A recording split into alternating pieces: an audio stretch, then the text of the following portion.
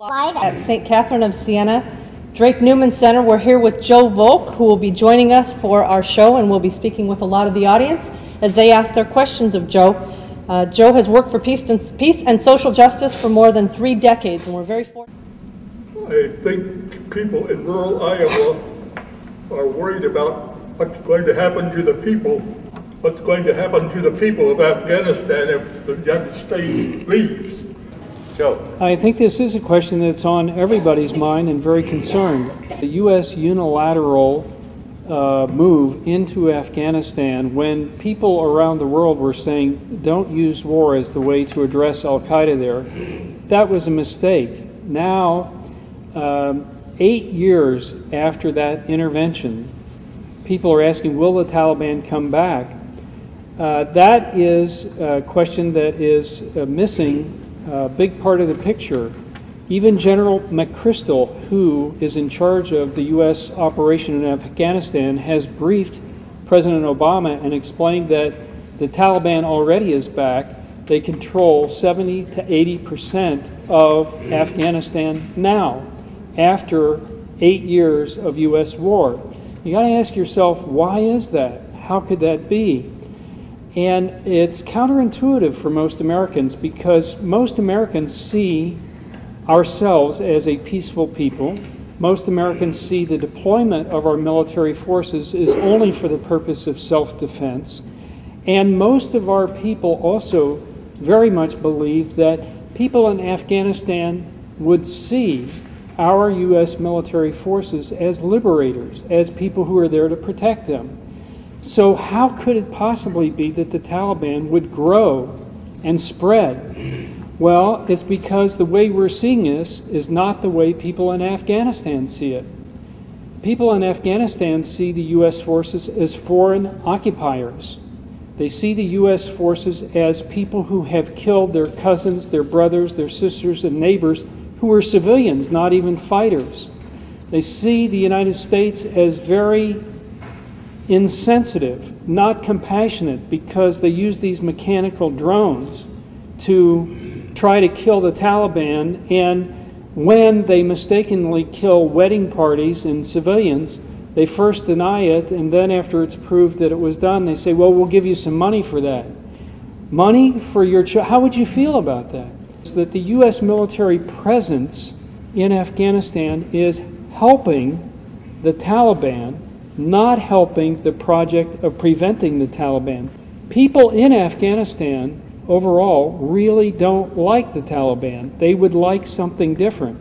So your advice to Obama would be to get out?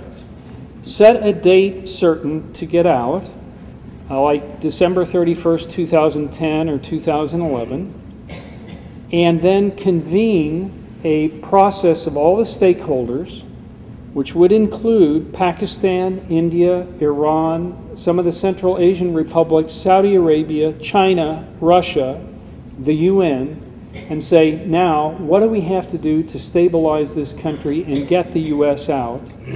One of the biggest mistakes was a unilateral intervention. A second biggest mistake would be a U.S. unilateral walking out of the place. Is there a risk the Taliban would fill that void? They already have control of 70 to 80% of the country.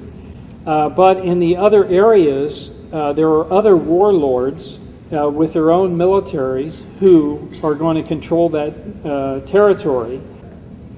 And actually, if the U.S. stays, things might not get any better in Afghanistan, and things could get a lot worse in South Asia. Pakistan and India could be further destabilized. So it's a U.S. presence that is a problem. The U.S. presence is not the solution. Important things you know is how much influence Iowans have on the body politic here, not only here in Iowa, but nationally. And so when a really important question like this one comes up, where Obama is trying to decide what to do, anything you can do to show a visible public support for him to do what he is not expected to do will be helpful. You know, usually when the military briefs a president, they have a pattern of giving the president 3 options. The first option is usually too big and too expensive. The third option is usually too little and not enough. And the middle option is the one the person is supposed to accept. And the military is a very big establishment, so when they tell the president, we can do 4 things instead of 3, they've broken the pattern a little, but it's very clear that telling the president, you're limited to one of these 4 things, that President Obama met with them last week and said, that's not good enough.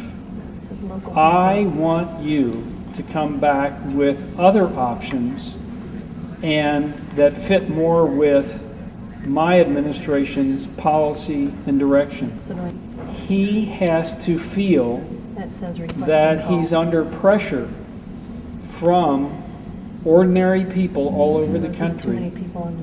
And there is a potential here. You have conservatives like George Will who are saying we shouldn't go deeper into a quagmire in Afghanistan. And you have people in the peace movement saying a similar thing. And you have people in the military like Matthew Ho, who had been a Marine officer and then a Foreign Service officer, and then resigning in conscience and saying why he resigned. So you have all the makings of a set of conditions that could get the president to make the right decision at a time when he is under so much political pressure not to make that decision. There's going to be tremendous pressure on this president to just go with the pattern. And I think we need to remind him that the problem definition that got the United States into the war in Afghanistan was deeply flawed. The problem definition that President Bush used with the joint session of Congress was basically there are bad people in the world and there are good people in the world. The bad people are trying to kill us, the good people. That's the problem definition. Well, with that problem definition, what's the solution? The solution is the good people need to go out and kill the bad people first. And then we'll be safe. This so disregards the complexity of Central Asia, the history of European and more recently U.S. involvement in Afghanistan, as to make it a preposterous problem definition. But that's the one that has been used so far.